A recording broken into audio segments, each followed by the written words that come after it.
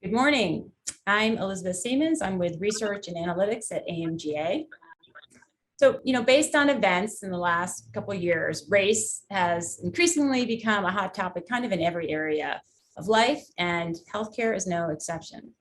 For example, how many of you at your organizations have a newly formed diversity, equity, and inclusion task force or committee? We do at AMGA, and that's a great thing. I mean, hopefully we're working to diversify our workforce. But what about the patients? And what about potential health disparities? Should we continue to stratify quality measures by race, or maybe we should be looking at other variables? Should newly developed quality measures be established and that require stratification by race? What about predictive models, risk estimation equations? Should race be included in these, adjusted for, or not? If you've been wondering about these specific issues, you have come to the right place. Today, we have a great panel who will be discussing improving the use of race in diagnosis, risk, and policies, lessons from kidney disease, diabetes, and fragility fractures. So we're going to start with David Kent from Tufts Medical Center, who's going to talk about diabetes, followed by Neil Powe from Zuckerberg San Francisco General Hospital, and Joseph Coresh from Johns Hopkins Medicine, who will both be tag teaming and talking about kidney disease. And then finally, Nicole Wright from the University of Alabama at Birmingham, who will be talking about fragility fractures. So each panelist will briefly introduce themselves, provide a short 8 to 10 minute presentation, then we will have a discussion. And finally, we'll open it up for questions from the audience. David? Thank you, Elizabeth. My name is David Kent. I'm a professor of medicine at Tufts University and the director of the Predictive Analytics and Comparative Effectiveness Center there. In the summer of 2020, massive public protests followed the police killing of George Floyd. Several high-profile articles appeared in major medical journals that were largely critical of the inclusion of race in clinical prediction models. Also, many high-profile healthcare institutions moved away from reporting two different EGFRs for African Americans and for non-African Americans, as Dr. Powe and Coresh will tell you. At the same time, we were developing a diabetes risk prediction model to be used for the prioritization of pre-diabetic patients for the diabetes prevention program in AMGA. This model explicitly encoded race in the model. In this presentation, we describe our reasoning. I'll start with a few key points and premises. The first is race is a social construct that is correlated with a complex combination of interacting factors related to social class, culture, genetic ancestry, and the health effects of racism. It is sometimes importantly predictive of health outcomes, especially where disparities in outcomes exist, even though it is not a direct cause of these outcomes. It is important not to conflate predictive inference with causal inference. Again, other premises which should be non-controversial. Patients with similar relevant clinical characteristics should be treated similarly regardless of race. Also, patients with similar outcome risk should be treated similarly regardless of race. When race has no prognostic information independent of relevant clinical characteristics, there's no controversy or dilemma because we could solve both terms of this equation simultaneously. However, when race does have prognostic information, we can't simultaneously satisfy both terms. So controversy arises only when patients of different racial identities have different outcome risks despite similar clinical characteristics. This is a condition that defines disparities, and unfortunately, it's not uncommon. So this is what we faced when we modeled the diabetes prevention program. The problem with the diabetes prevention program is that pre-diabetic patients constitute about a third of the American population. About 80 million patients have prediabetes, and we just don't have the capacity to treat the whole population at once. So we have to target it to those patients who get the most benefit. So we took the DPP randomized control trial and we risk stratified that population. So just to remind people, the DPP clinical trial enrolled 3,000 non-diabetic persons with evidence of impaired glucose metabolism. It randomized patients to one of three arms. The metformin arm, an intensive lifestyle modification arm, and usual care. The outcome they measured was the development of diabetes. And here are our risk stratified results. On the left, we show lifestyle modification compared to usual care. On the right, we show metformin compared to usual care. The y-axis shows the absolute risk reduction. The x-axis shows the risk quartile for each patient. As you can see on the left, the horizontal line going across indicates the average absolute risk reduction was 15 percentage points, yet 3/4 of the population actually got less than the average benefit. It was really the high-risk quarter of patients that got twice the average benefit. And if you're limited in whom you could treat, you should target the high-risk patients to get the most benefits. Similarly, with metformin, the benefits were even more skewed. The lowest benefit quarter of patients got no benefit whatsoever, and the highest risk quarter of patients got 3 times the average benefit. We sought to develop an EHR compatible model that can risk stratify these patients automatically as they're seen in routine clinical care. To do so, we used the Optum Labs database. We developed our model on 1.1 million patients, and we tested it on a geographically distinct 1.1 million patients. We used the following 11 risk factors in our model, including race, and these are our results. These are the calibration curve shown for the development cohort on the left and the validation cohort on the right. The y-axis shows the observed 3-year incident diabetes rate, and the x-axis shows the predicted rate. And as you can see, for both the development cohort and for the validation cohort, the observed and the predicted rates match up very nicely. The C statistic for both development and validation was about 0.75. Now, I'll tell you, we also looked at this model with and without race, and it performed very well in both conditions. Without race, it performed almost identically overall as it did with race. It was only when we looked at the subgroups, how the model performed in subgroups, that we found that the model without race did not perform well. So here is the subgroup results for the race-blind model, the race-unaware model, which does not have race in the equation. You can see the open circles here are the white population. As you can see, for the white population, the model is fairly well calibrated. However, for the closed circles, the black populations, you can see their risk is about 30, their observed risk is about 30% higher than their predicted risk. So for example, these patients have a predicted risk of about 9%, but their observed outcome rate is about 15%.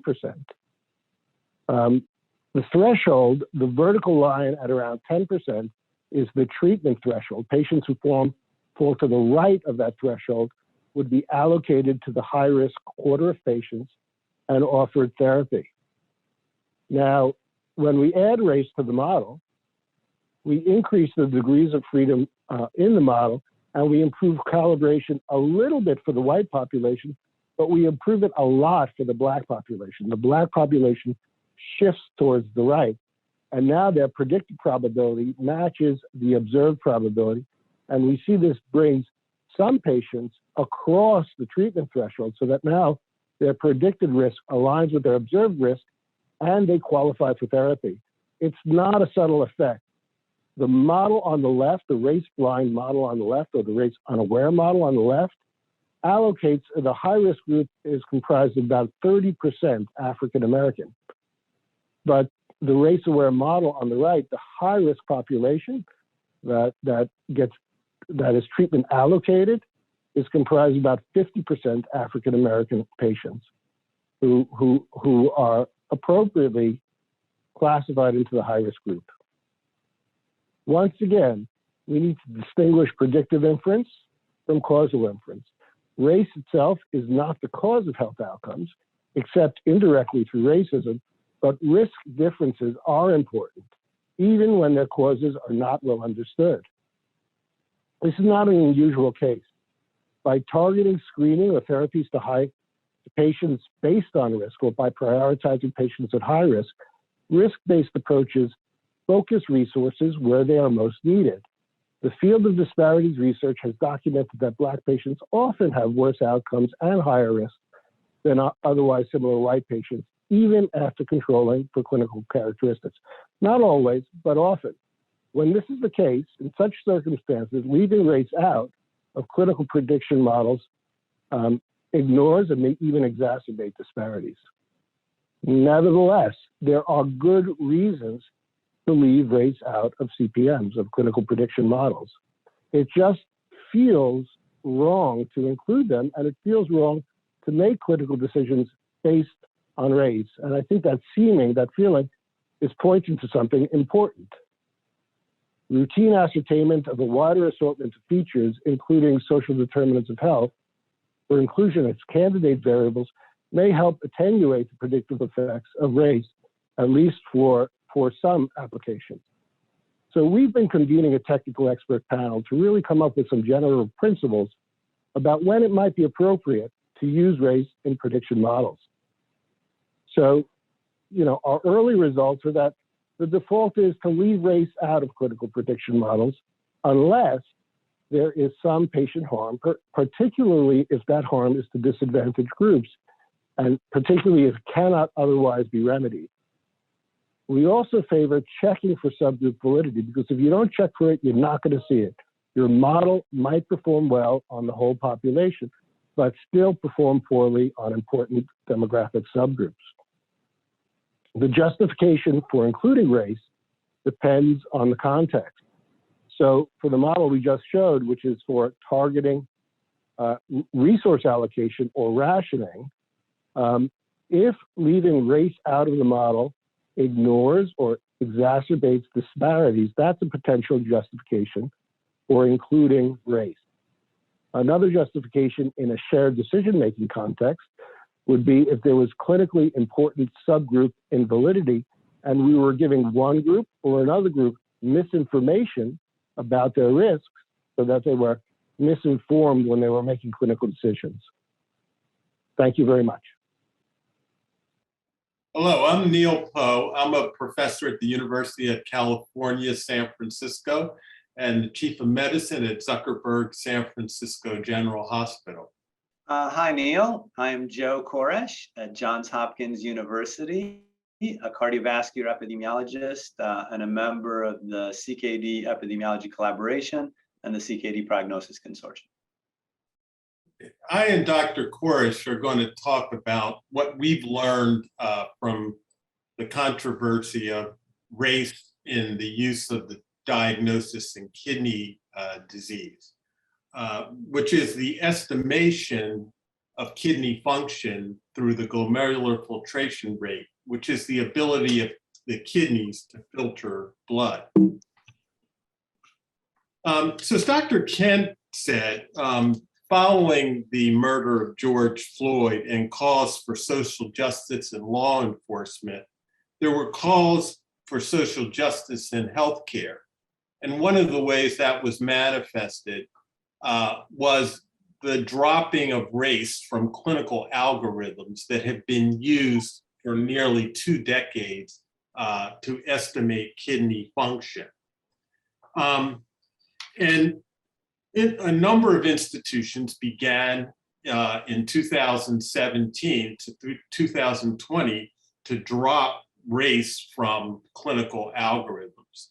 And I wrote this piece in the Journal of the American Medical Association because of my concern about the way in which race was being removed. And I labeled it Black Kidney Function Matters because Black adults in the US are nearly 3 times more likely to develop end-stage kidney failure, and on average, 5 years earlier than white adults. And as Dr. Kent told you, race is a very fuzzy concept. because it is a social construct. It is also sometimes ascertained inappropriately. And multiracial groups, as reflected in the 2020 census, are increasing in the United States. But because of the opinions, often fiction or myths expressed on social media, I would like to share with you the history of the use of race in kidney function over the past 5 decades. So in 1976, the first equation was developed called the Cockcroft-Gault equation. And it was developed in 249 white men and extrapolated to women and all other ethnic minorities. In 1982, the first documentation of African-American disparities in end-stage kidney failure were documented in the New England Journal, as shown in this slide from Jefferson County, Alabama, that at every age, Black men and Black women had a higher incidence of end-stage kidney failure compared to their counterparts, white men and white women. Relative risk of 5 to 9-fold greater. In 1988 to 1998, in that decade, African-American disparities in waitlisting for transplants and nephrology referral were documented. And I'll share some of that data. This is the data on the left-hand side by a government scientist, Paul Eggers, who showed that in as early as 1988, there were disparities for African Americans in waitlisting for transplantation within 1 year of kidney failure. And they were persistent into the 90s. On the right-hand side of the slide is a study that I was involved in with one of my fellows, Craig Kinchin, an African American, who demonstrated that over 1/3 of Blacks initiating dialysis in the years 1995 to 1998 received a late evaluation by a nephrologist. Late evaluation meaning less than 4 months before they started on dialysis and were able to be prepared for dialysis. And you can see that both Black females and Black males received a late evaluation compared to their counterparts. Well, in the year 1998, a year before the first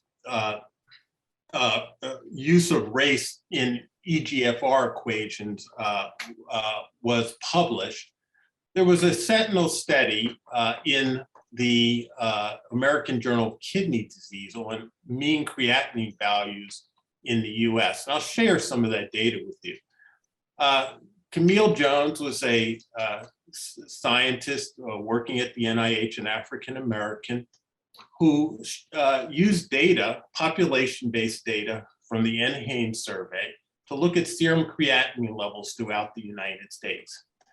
And what she found is that non-Hispanic Black men and non-Hispanic Black women of all ages had higher serum creatinine levels than their counterparts of non-Hispanic white men and non-Hispanic white women. Of note, one of her co-authors was her sister, Kamara Jones, who is well known for her allegories of racism, internalized racism, personally mediated racism, and institutional racism. And what they concluded in the conclusion section of their article is that in the absence of information on measured glomerular filtration rate, the gold standard, it's not clear to what extent the variability by ethnicity reflects normal physiologic differences rather than the presence of kidney disease. And until this information is known, the use of a single cut point to define elevated serum creatinine values may be misleading. So following this publication, the next year, the first equation was published in the Annals of Internal Medicine by Levy and colleagues. And this study, the modification of diet and renal disease study, included a diverse population of women and African Americans. And they derived an equation to estimate kidney function that was based on serum creatinine, age, sex, and self-reported race. And the self-reported race variable led to a multiplier for African Americans of 1.21. So why did they do this? And this is because they had a gold standard of true kidney function or measured GFR. And what's shown in this slide is that for both Black men and Black women, they had higher serum creatinine levels at the same measured or gold standard GFR as their counterpart, white men and white women. And these results have been replicated in a number of studies since then. So this is the equation they came up with, which in 1999, the modification of diet and renal disease equation that contains a coefficient for African American. And that coefficient was updated with the CKD EPI consortium and collaborative in 2009 with a modified coefficient of 1.16. So the question is the incorporation of this coefficient racist, or is it evidence-based precision medicine? What's notable, in 2007, some 8 years after the publication of this paper, in the United States only received 50% penetration of eGFR reporting in US labs using the new equation. As I mentioned, the CKD EPI equation was updated in 2009 with even a more diverse population, including not only women and Blacks, but Asians and Hispanics. In 2012, there was a CKD EPI collaborative combined equation that was introduced that used serum creatinine and serum cystatin C, a marker that is not sensitive to race. And it was 2014, almost 14 years after the publication of the first equation with race, that there was 90% penetration of eGFR reporting in the United States. And this was incorporated into clinical practice guidelines generated by the nephrology community. And as I mentioned, there were calls for race removal beginning in 2017, and many more calls in 2020 when institutions began removing race. And so the National Kidney Foundation and the American Society of Nephrology formed a task force in 2020 that recently released its reports. I just want to go over some key points here. First, disparities existed before the race equations were put into existence.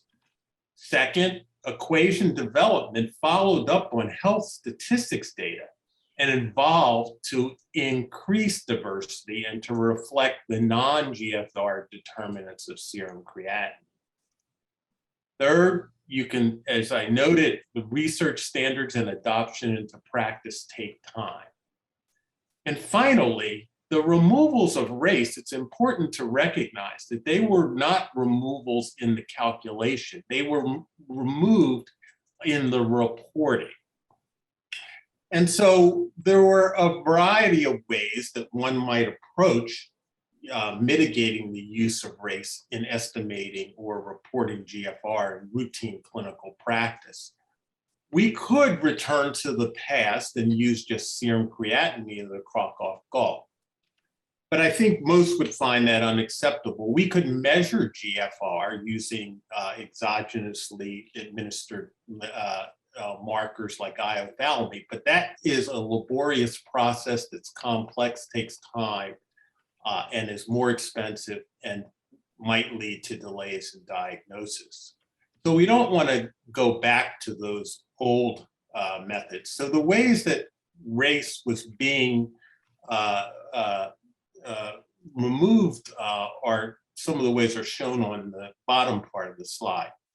One is the dominant race standard, where the race coefficient was dropped, and then Blacks were normed to the majority population. The second was to substitute a phenotype in the label, like low versus high muscle mass, for the coefficients that were there for Blacks and non-Blacks. A third, used by some institutions, was to report two values without the race tags labels. And a second might be to develop a blended equation that recalculates the estimating equation using a specified number of African Americans and non-African Americans in the sample. And finally, one might use raceless markers such as cystatin C. So I want to make it clear that each of these different approaches could have harms and benefits. But what's interesting is the spectrum of GFR. At higher GFR would affect diagnoses of CKD, kidney donation by individuals who might donate a kidney to a loved one with kidney disease, and particularly drug dosing as used in general medical care. The benefits, though, might be that of having a lower GFR might be that there would be more access to certain services, Medicare services, or nephrology referral or kidney transplantation. But as you can see here, because of the distribution of GFR in the population, the number of people affected by each of these is different and higher and greater at higher GFR levels. So this, the NKF had, and the ASN had to find a fix to this. And this is the task force, a diversified group of individuals with expertise in disparities and epidemiology and clinical chemistry, patient safety and pharmacology and social sciences.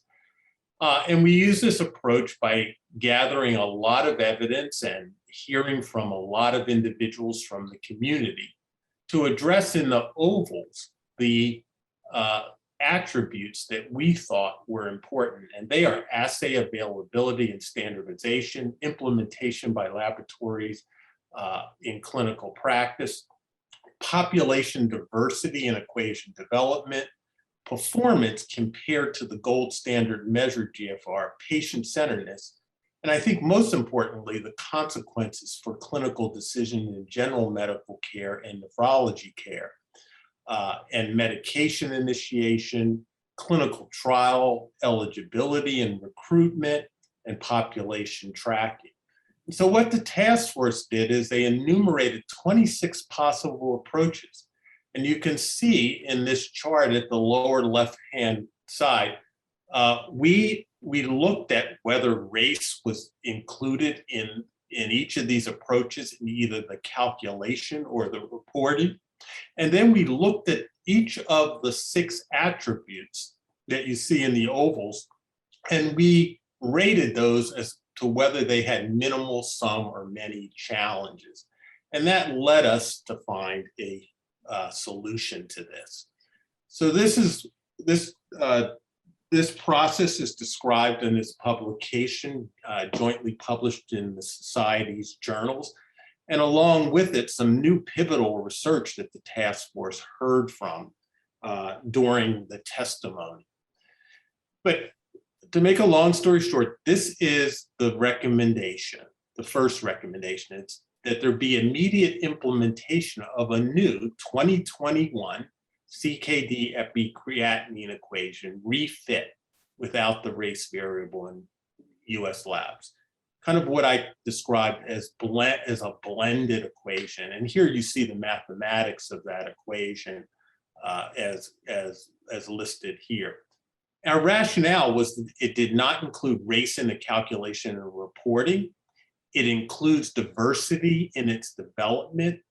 It's immediately available to all US labs in the United States because creatinine assays are ubiquitous in the United States. It has acceptable performance characteristics and potential consequences that do not disproportionately affect any one group of individuals. And it's suitable as a first line for the approximately 15% of people in the US who have chronic kidney disease, and then also the 85% of people who do not have chronic kidney disease. The task force had two more recommendations. One, that there should be national efforts to facilitate increased routine and timely use of cystatin C, especially for confirmation of EGFR.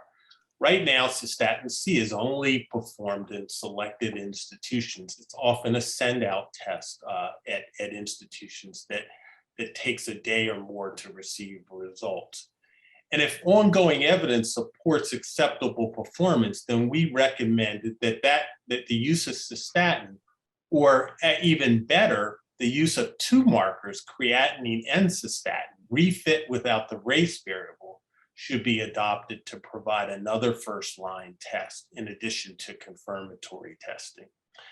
And I think last and probably most important is that we need an investment in science to find EGFR estimators with new endogenous filtration markers that are not sensitive to race. And most importantly, interventions to eliminate race and ethnic disparities. So I'm going to turn this over to my colleague, Dr. Coresh, who's going to go through explaining the new equations and how they perform with regards to different ethnic groups. Thank you, Dr. Powe. So I wanted to spend a few minutes showing you the variables in the CKD-EPI estimating GFR equations and how their coefficients with race change as we go to new equations without race. So basically here I show you that the estimated GFR creatinine age, sex, race equation here on the first column has a race coefficient of 1.159 or 16% higher estimates in Black individuals compared to non-Black individuals. This was estimated statistically for no good known reason, but was clearly there. It's interesting that if you use a different filtration marker, cystatin, then you have no need for a race coefficient. So it's not that the kidneys differ, it's the way specific markers, creatinines, differ from cystatin. And then it's interesting that if you use both markers, you actually get a smaller race coefficient. Now, if you want to eliminate these race coefficients, one proposal was to drop the Black term from the existing equations. But as Dr. Powe pointed out, basically that takes Black individuals and assigns them the value of the non-Black individuals.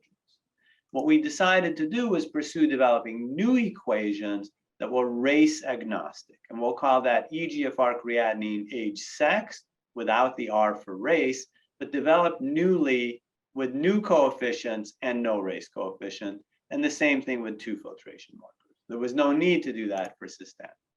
We published this. Dr. Leslie Inker led the paper with Dr. Inyana, myself, and a group from the CKD epidemiology collaboration. We used two large development data sets with over 13,000 people and a validation data set with over 4,000 people. We looked at the accuracy of the new GFR equations to measure GFR and the prevalence implication for the US population. This is the key format for the main slide in the paper that shows you the bias and the accuracy and correct classification. So basically, this is the old equation with age, sex, and race. If you compare the estimated GFR to the measured GFR, and the line of identity is the black line down the middle, you see that the fit was pretty good. but all the individual dots are not all exactly on the line of identity. So the bias measures the population statistic of how well you are on the line, and the accuracy measures what percentage of the estimates are within 30% of the measured GFR. So if the measured GFR was 30, the majority of the estimates are within plus or minus 30%. And that was 85% for Black participants, 89% for non-Black participants. What happens if we compare that to different equations? So the approach of assigning the NB drops the Black coefficient and assigns the non-Black EGFR to all Black participants. This results in all the bias by creatinine being different between white and Black and non-Black participants being assigned to the Black participants. So now you can see the green dots and the green line by Blacks tend to be too above the line, which means that the estimated values are lower than the measured values by about 7 milliliters. Conveniently, actually, the accuracy is not that much lower. It's at 86% and 89% none change for the white individuals. If we then develop a new equation with a new CKD EPI 2021 regression that is race blind, what it does is it splits the bias with the line for Black individuals being a little bit above the line of identity by 3 mLs, the line for white individuals being a little bit below by 3 mLs, right? And the accuracy is now 87% in Black individuals and 86% in non-Black individuals. So we managed to, we can't get rid of creatinine having a bias by race, but we split the bias evenly and got good performance in both groups. So the argument the task force looked at comprehensively is that the gain in dropping the race coefficient, where race is poorly defined and non-biological, is better than the loss in the fact that you have a little more bias in each group, and at least the bias is balanced. What happens if you use 2 filtration markers? Basically, you get more accuracy. The new creatinine cystatin equation has an accuracy of 91% in Blacks and 91% in white and non-Black individuals, and you're less sensitive to how race is modeled. You can see that the bias here is smaller in each group, and it's smaller in the NB version, and it's smaller in the current version that has race. What if you use cystatin alone? The advantage is cystatin alone has very little difference in bias between whites, Black and non-Black participants, but its accuracy is not as good as 2 markers, and it's 85% in Black participants and 89% in non-Black participants. We looked at the impact, and the impact on the prevalence implications for US chronic kidney disease differ by equation. So it's important there are nuances, it matters which equation, and the task force looked at all of this. It's also interesting to look at the paper by Chi-Wan Shu and the Crick investigators, and they showed that the higher serum creatinine among Black compared to non-Black individuals is found for both self-reported race and percentage African ancestry. So it wasn't that measuring ancestry was going to change the result. It also persisted even after accounting for many measurements in a detailed research study. So any simple solution that people had proposed wasn't going to be a substitute if we couldn't do it in a research study. And finally, we need to act despite not understanding why serum creatinine differs by race. So in summary, Dr. Powe showed you the fuss, the fuzziness in the definition of race, some fictions, some facts, and their fix about using race in estimating kidney function. I think there are good reasons to drop or replace race when possible, and we heard and we'll talk about when we think it might be possible, when it might be more problematic. Making changes, I think Dr. Powe showed, is a not trivial task. We want to seek the correct diagnosis or prediction, not just under or over diagnosis or prediction. We want to avoid doing more harm than good and be careful. The consequences differ depending on how race is removed. I showed you different equation, different GFR levels. Dr. Powe discussed it, low versus high GFR, different clinical decisions. So this is non-trivial.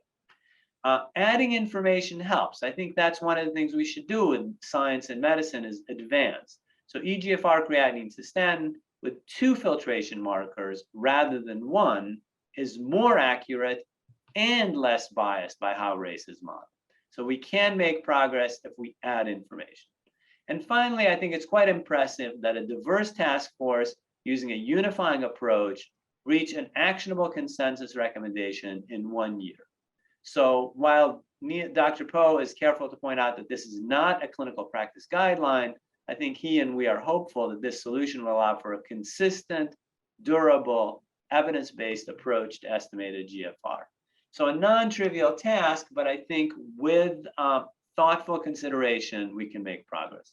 Thank you, and I look forward to the next talk and the discussion.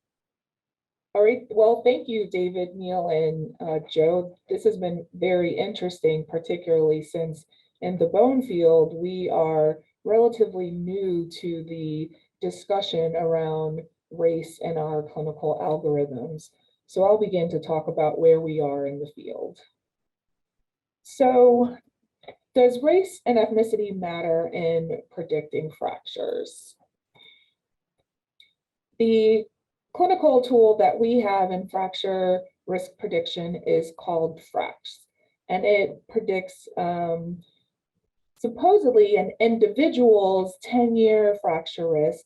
However, there's been discussion on, is this an individual's risk or is it more of a population risk for prediction tool?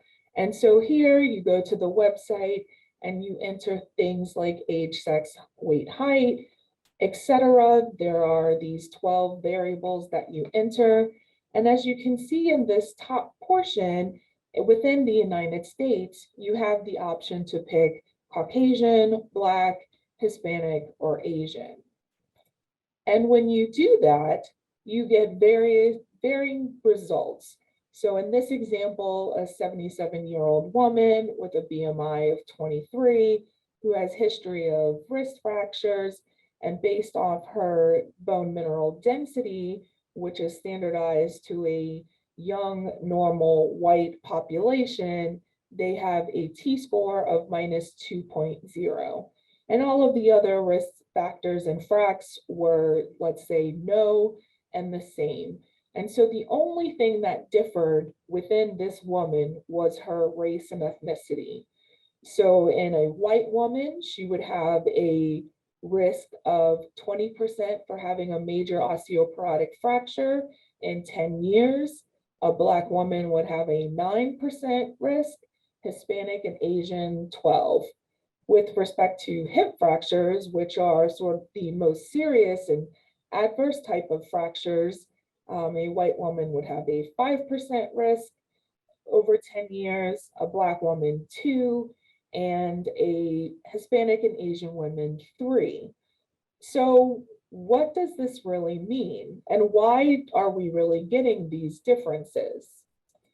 And so one of the reasons why we get these differences is that based off of the literature, BMD differs by race and ethnicity. And so therefore you would think that fracture risk would be different by race and ethnicity, given that the strength and size of your bones is contributing to your fracture risk. And based off of the current literature that's out there and all the various studies longitudinally from cohorts or from populations like NHANES, you see that consistently non-Hispanic Black women have higher bone mineral density than non-Hispanic white, Hispanic, and Asian women, thus inferring that they have lower fracture risk. Hispanic women have, some studies show that they have higher bone mass than non-Hispanic white women, or equal bone mass to non-Hispanic white women, and some studies show that they have lower bone mass. It's site dependent, so there's really sort of controversial or mixed feelings around BMD in Hispanic and non-Hispanic women. There really haven't been any studies sort of showing the difference between Hispanic and Asian women.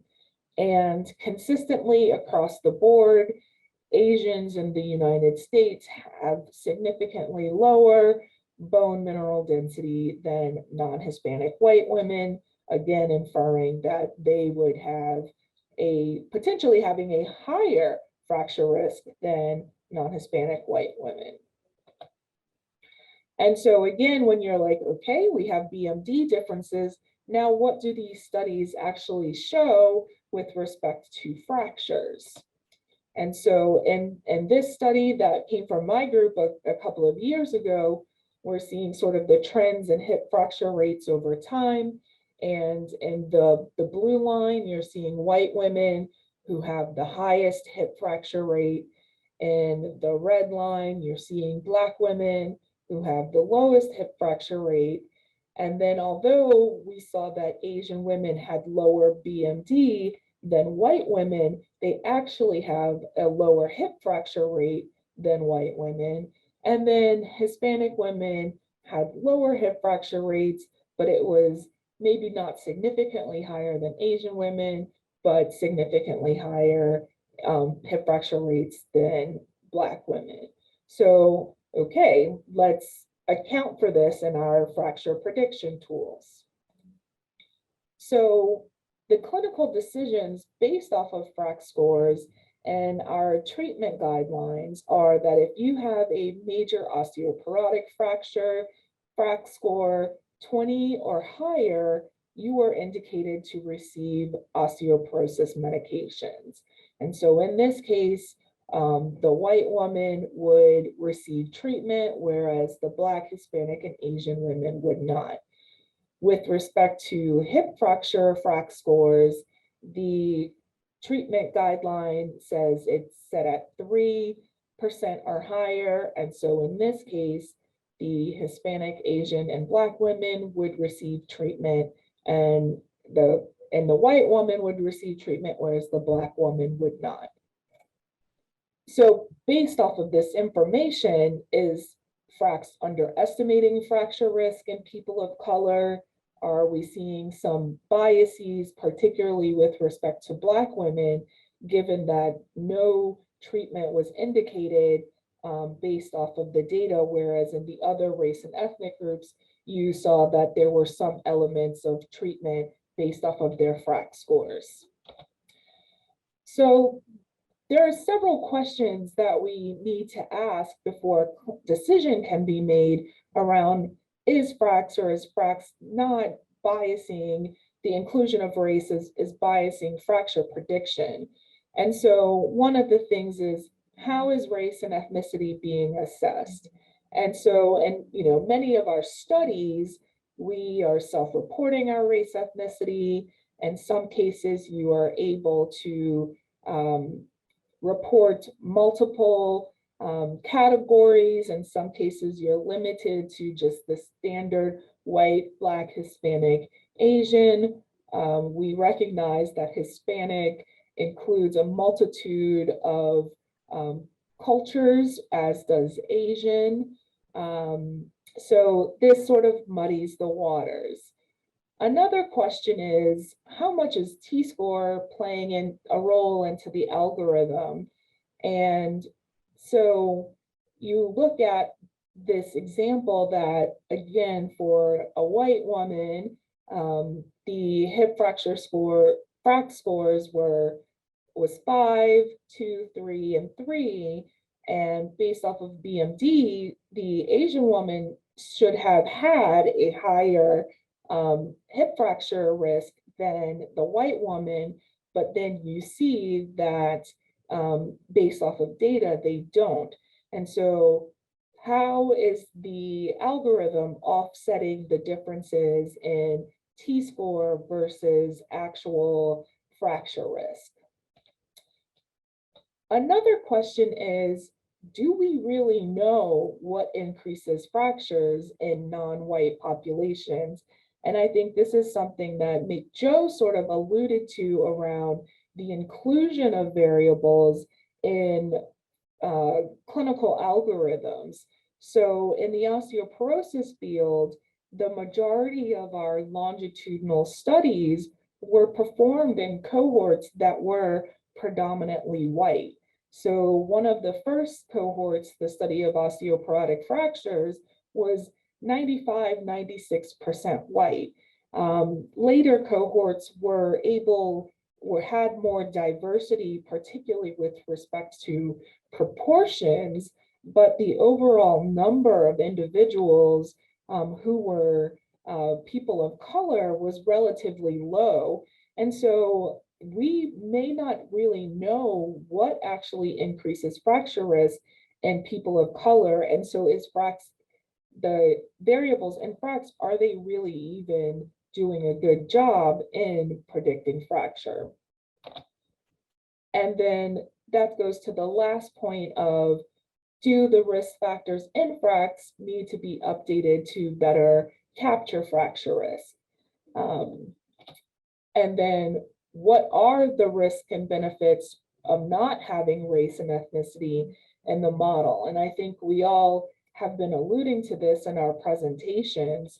And so going back to the treatment table that I showed, if race was not in this model and we had our 77-year-old woman with the characteristics she had, and basically every woman would be treated based off of their FRAX scores.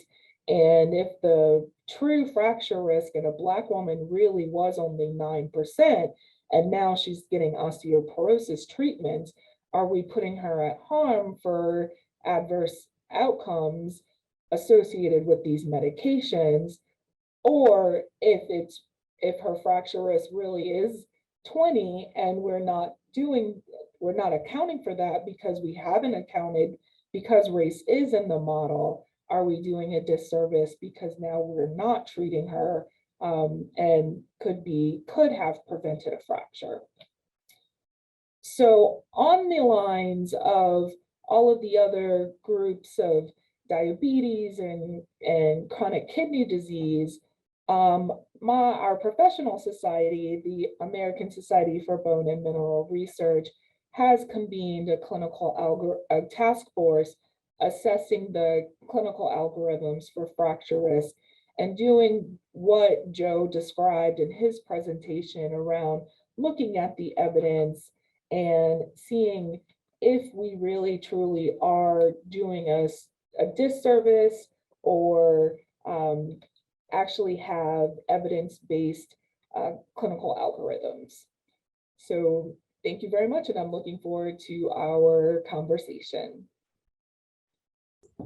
Thank you all for 4 great presentations. I think you really laid out nicely, as Joe said, the fuss, facts, and fixes, and also how harms and benefits might be weighed in varying situations, and really covered a broad area. It's super helpful. So I just wanted to start with one question that I'd like to ask each of you. You don't all have to answer, but I want to know what message you might want to share with clinicians or others working in health systems who either are taking care of patients or just looking at data.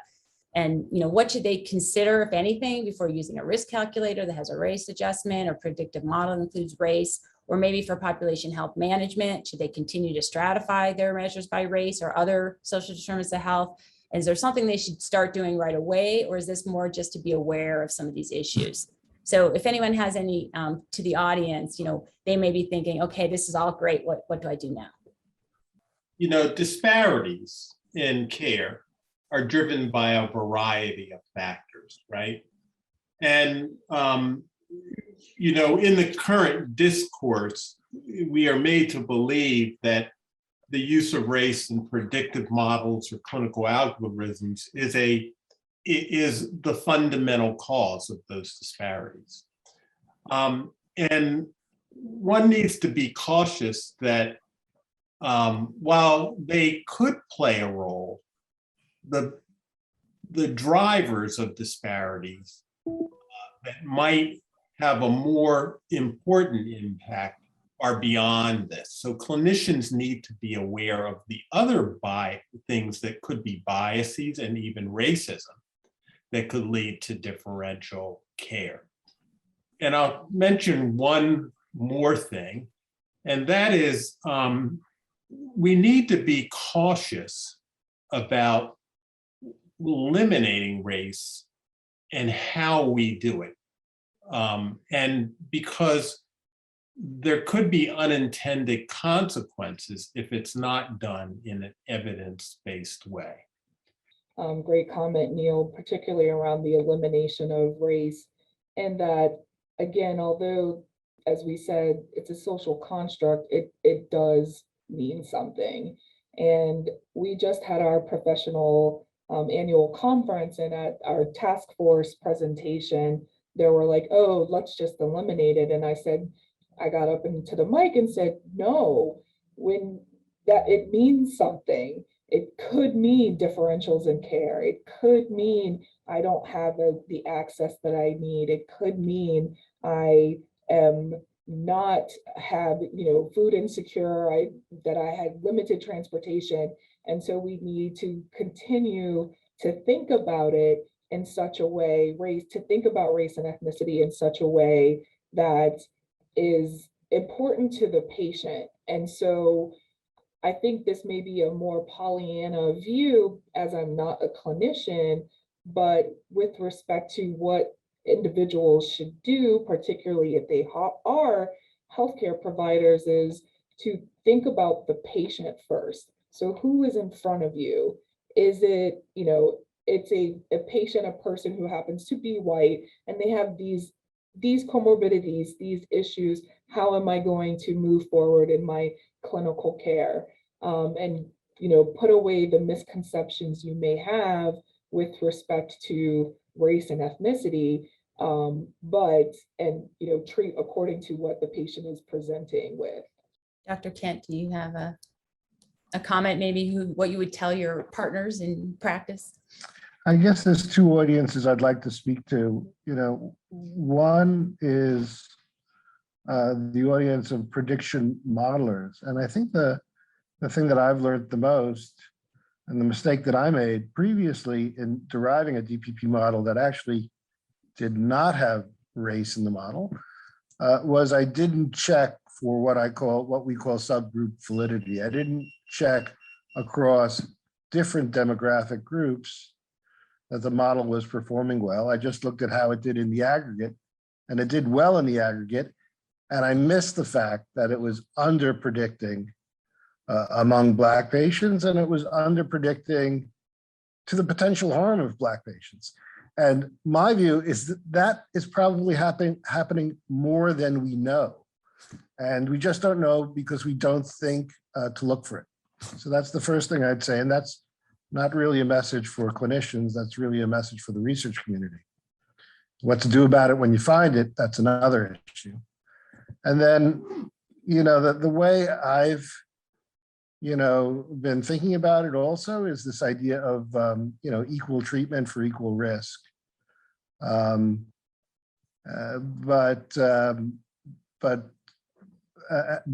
sometimes equal treatment for equal risk is, it might be quite helpful in some applications, as in the diabetes application, to accurately account for the increased risk of a disadvantaged group.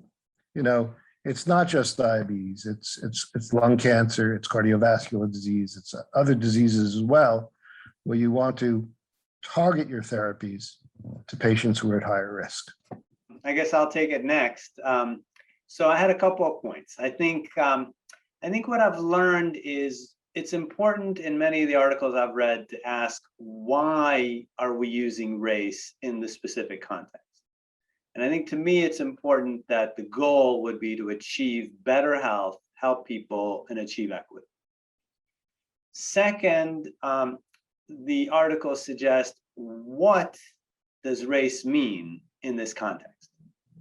And I think what I've learned from Neil, who coined the facts, fuzziness, and fuss, is fuzzy is a good summary by Dr. Powe, right? I mean, it's social and it's different, and there's huge diversity within races more than between, right? So, I mean, classifying Obama or Oprah just by their race is oversimplifying, and you may mispredict in many ways. So then, in terms of what does race mean, I think we're safe if we're studying racism or studying identity and using race for that. In all the other cases where race is a surrogate for things like people on average may have less money, on average may have less education, or on average their health literacy is different, I think we need to be careful. And my lesson is, if we can do better, if we can get to better variables, then we will do better, because we'll have fewer exceptions and we'll go wrong less of the time. So I think we have a major challenge, but I think we can make progress, and I look forward to the rest of the questions. Thanks, all of you. I wanted to open it now if you all have any questions, either for an individual or just for the panel. And obviously, if not, I have some more. But does anyone have any burning things they're thinking about or like to bring up? Maybe David.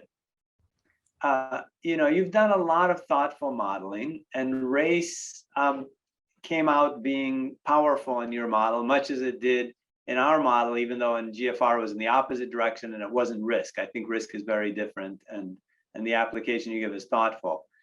If you are seeking other variables that maybe in 1 year or maybe in 10 years would help us better, where would you look?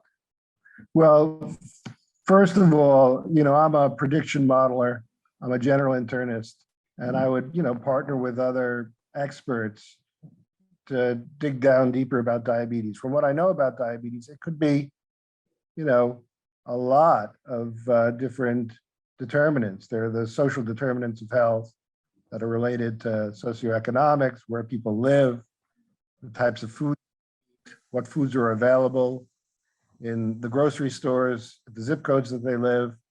And also, it probably is related to the ancestral populations that they may come from, and whether food was scarcer in those populations than when they got to a place of greater abundance. So I think in some immigrant populations, sometimes you see them at very high risk for diabetes because maybe they have stingy genes. Again, this is not an area I'm an expert in, but I would definitely partner with people, and I think there is some work being done to better collect social determinants of health, and I think those might help mitigate or attenuate race effects.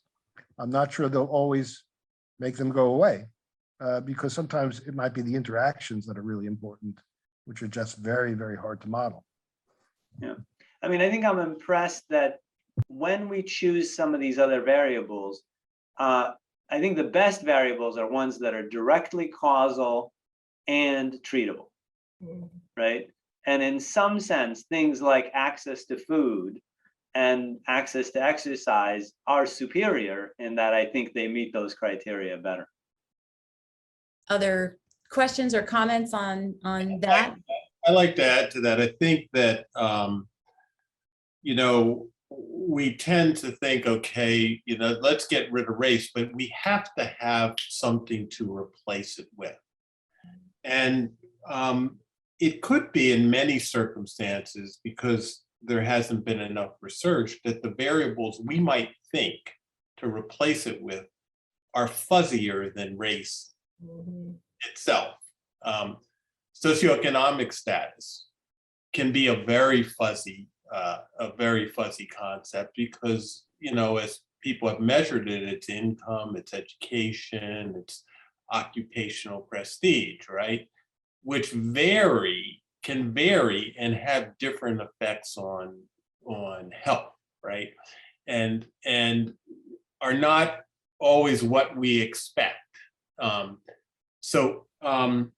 I just use that as an example. It's not to say we shouldn't go look at these, and we should replace race when we can find a variable that is less fuzzy, but let's not go to another fuzzy variable. Yeah, and I think the thing I've learned from you, Neil, is that, right, biological differences like blood pressure can be the consequence of social variables like, poverty and diet, right?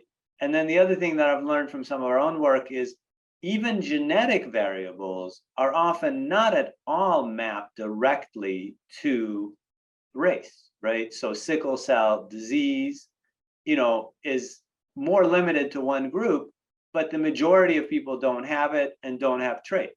And when we looked at kidney disease and people identified APOL1 genetic susceptibility, it's present in 1 in 7 African Americans, nearly absent in non-Black individuals, but that means that 6 in 7 people would be misclassified if we tried to use gene for that biological trait. So I do like the idea of getting data to make substitutes. I like to ask Dr. Wright a question, because I've always been fascinated, by the bone differences and risks between African American and whites, because it's often said, African Americans have lower vitamin D levels, maybe thought to due to sun exposure,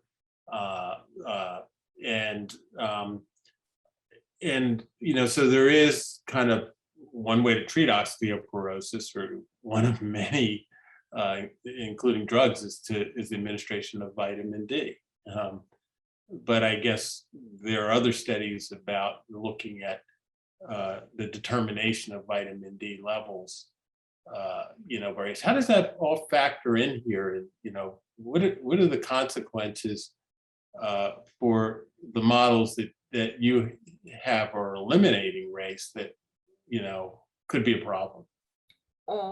So vitamin D is very interesting in that supplementing vitamin D sort of only works when you are replete of vitamin D.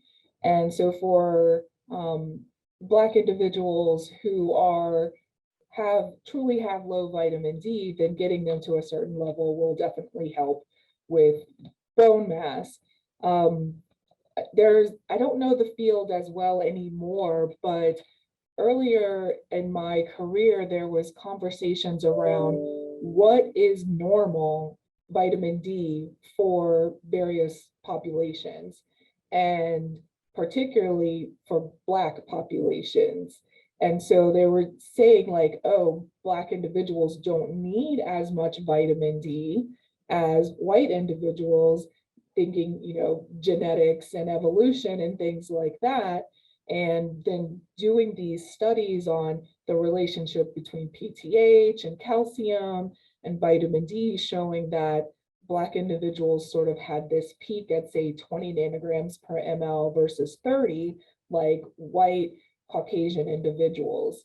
And so if you were to say replace vitamin D levels with, say, outside of race, then I think then your cutoff would need to be like 20 instead of 30 to capture that difference, because I think the literature has shown there are racial differences in vitamin D response to bone. So that would be another example of your maybe not so fuzzy in the sense that you can measure it pretty well outside of the different assays used to identify vitamin D, but now is there a racial component with vitamin D that we would have to account for? You have a lot to learn and understand. So thanks again, everyone, for great presentations, great discussion. Now we're going to open it up for questions and answers. You can type your questions into the chat and we will pass them on to the panelists. After a quick wardrobe change, we're back. I know that joke's probably getting old. Dr. Wright sends her apologies. She's unable to join us for this live Q&A due to a medical issue, but we do have our 3 panelists here. So as you know, please put any questions that you have in the chat box and I'll share them.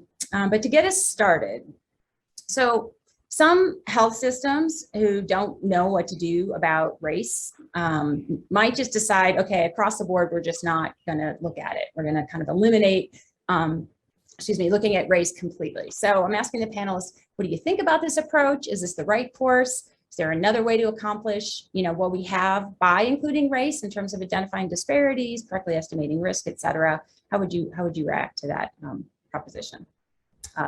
Dr. Coresh, you want to start? I could. I was going to let Dr. Powe start, but I'm happy to start. Neil, do you want to go first, or do you want me to? I'd be happy to comment. I think without a replacement, we could do more harm than good. And the reason for that is that race, a lot of biologic measures or clinical measures are sensitive to race. So race, there's associations of race with those phenomena. And we don't know the underlying reason for those associations. And therefore, if we just eliminate it, then we may eliminate some useful information. And in fact, information that then could unintentionally harm ethnic minorities by just dropping it in a way that is not evidence-based. Because that simply is saying, let's drop it. It wasn't something that underwent rigorous evaluation and testing. So I would caution against doing that. And we do need to understand better how different biologic measures, in the case of EGFR or kidney function, what was causing race to be associated with serum creatinine levels. We don't really understand that well, but it's real. It's real. And therefore, we need to do more research to understand that, or find markers that are not sensitive to race. And that really is, I think, the agenda for the future. Yeah, I think I would focus on the social aspects and the goals. So first of all, I think if the goal is to achieve some measure of health equity and to help people overcome barriers, I think just like with COVID, we needed to know that complications were higher among African Americans to then address the issue. So I think people need the race variable to some extent. Then I think it's important to get the goal and to keep things in perspective. I'm thinking, like, for example, I talked to some relatives, Ashkenazi Jewish people are more likely to have Tay-Sachs disease. African Americans are more likely to have sickle cell disease. But I think it should be more in that background of when is it relevant for which things. And a major thing is overcoming the barriers of racism and geographic discrimination. And some of that could have more direct measures, which I think we need to move towards, right? So whether you live in a neighborhood where your household wealth is very low and the crime is high, or whether you live in a very affluent area, matters at least as much as your individual race. So I think we'll need both of the above and work towards progress. And I think this kind of leads into maybe a more specific question for Dr. Kent, because you talked about this in your talk. You talked about determining potential patient harm when deciding whether to leave race in or out of clinical prediction models. So do you want to expand on that a little bit and along with this conversation? Sure. Well, one of the interesting things about this conversation is that there's not a lot of disagreement between Joe, Neil, and myself. But in many other settings there is, and I think a lot of people just think there's harm in including the race variable, that just including the race variable has some kind of harm, and it's in some way wrong to consider race when making clinical decisions. And I think you have to think about the background. And so the default might be to keep race out of models. But as Neil and Joe say, there are real harms that can come about when we keep race out of models. And I like to think of two different types of harm. One is when we're rationing resources, and leaving race out will tend to ignore existing disparities or exacerbate existing disparities. I would say that's good justification to include it in the model. I'm going to yield my time actually back because there's a PA probably. And if you come back to me, I'll give you the second reason. Great. Any other thoughts about that? So now let me ask something a little bit more specific to the estimated GFR. So Dr. Powe, you provided this great history over time. Curious what you think the future is for eGFR measurement. Where do you expect we'll be in 5 to 10 years? And you know that one of the last comments you made, or I think actually Dr. Coresh made, was that this is not a clinical practice guideline. So is that in the future, this becoming part of that? So maybe start with Dr. Powe and Dr. Coresh, you might want to jump in as well. Yeah, so I alluded to this as finding biologic markers that are not sensitive to race and which perform as good as race had in the past. And I think there will be, there is actually to date, there are new markers that that researchers have developed. They just aren't ready for prime time. They need more testing. And so we need to do more of that. The other thing that I think is very important has to do with how we allocate resources. In kidney disease, we allocate access to transplantation and to referral to kidney disease specialists on the basis of a value threshold. And that value threshold, while it is a quality, it is not health equity. When in fact, we know that if certain groups are more likely to develop disease, then we need to allocate those resources based on risk. And I think that is a big part of the future for, I think, clinical decision making as well as health policies. Yep. So just to expand on that a little bit, I think I'm a big believer if you can take controversy, move to consensus, then you can facilitate action, right? And I give a lot of credit to the task force for taking a controversy and rather than letting it go in every which direction, they've spent a year working very hard, listening to so many people and came out with clear recommendations. I think that does a lot. It's not perfect, but clarity is important. So first of all, it meant that the ASN president and the NKF president addressed it at the meeting this weekend. It meant that the NKF president is working on implementation where the VA system will update to the new equation, I think within weeks, right? I think we know that the 2009 CKD equation hasn't replaced the 1999 MDRD equation in half the labs in the US. So I hope that we'll get huge advances where we'll move to the 2021 equation, which is actually similar in many ways to the 2009 equation, much faster than if we didn't have this controversy.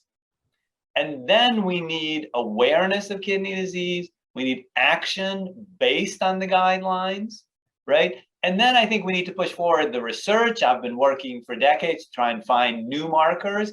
We need to have cystatin C integrated more broadly, which the task force did. We'll work on additional markers. I'm hoping to replace both sex and age and get a better accuracy, but that's going to take us a few years, right? And then I think, as Neil is saying, to get to equity, we may need risk algorithms that integrate more of biology.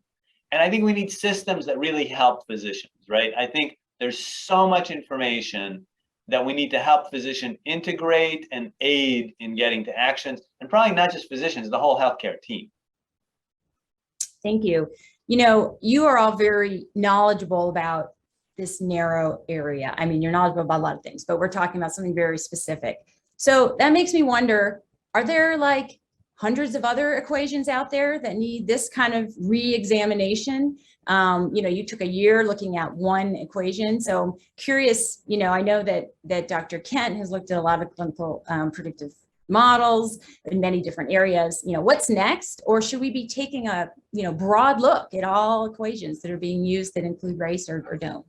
Yeah, so one of the interesting things I think is that, you know, this raises controversy only when race is included in a model. But I have a feeling that if we really looked hard, we'll see that race is sometimes excluded from models that it might be doing harm already.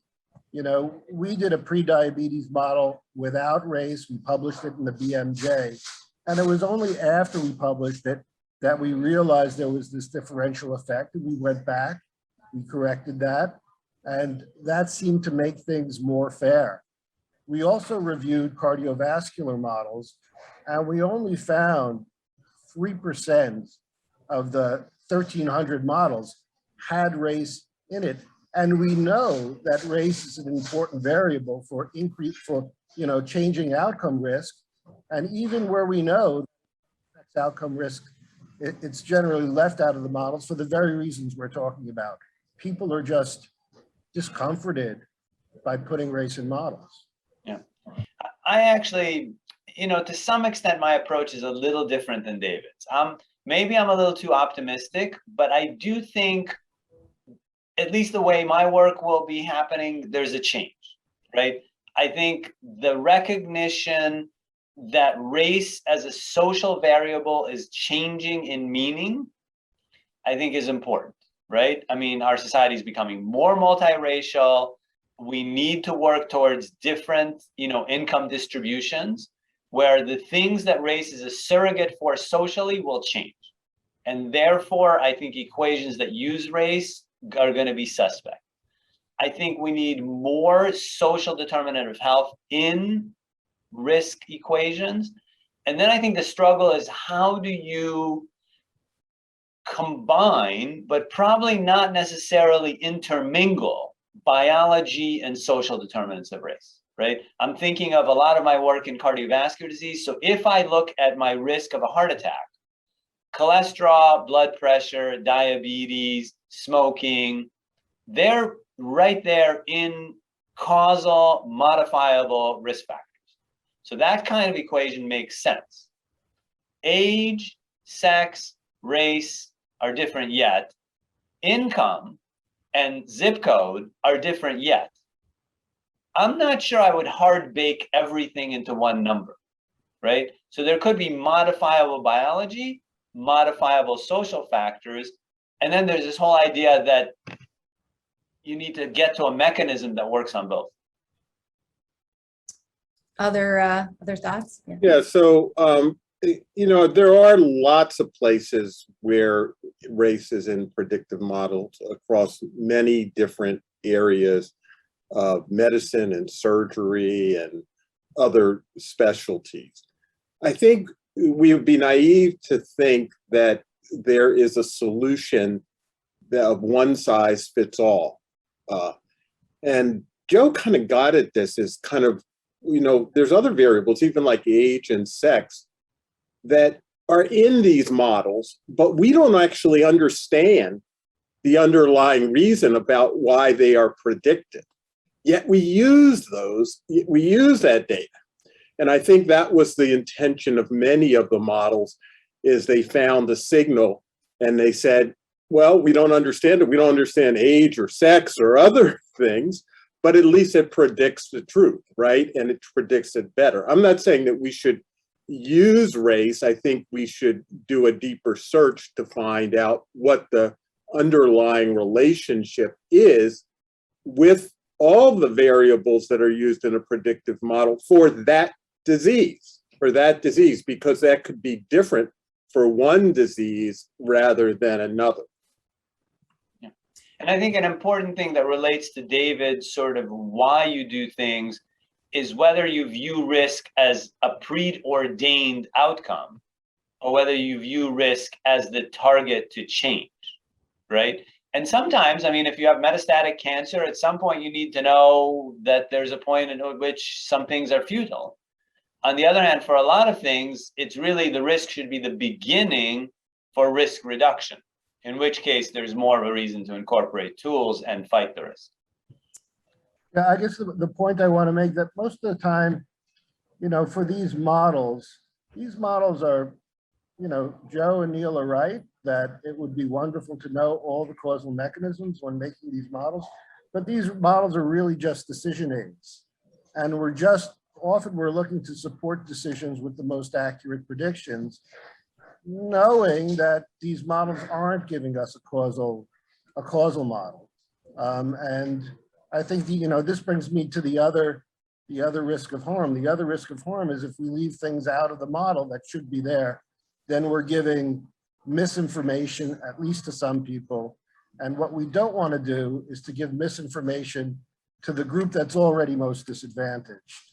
And that's a risk if models are based on the majority group. Thank you. I think on that note, we've come to the end of our time. I do want to thank our distinguished panel and thank the audience, the large audience, for attending, and have a great rest of your afternoon.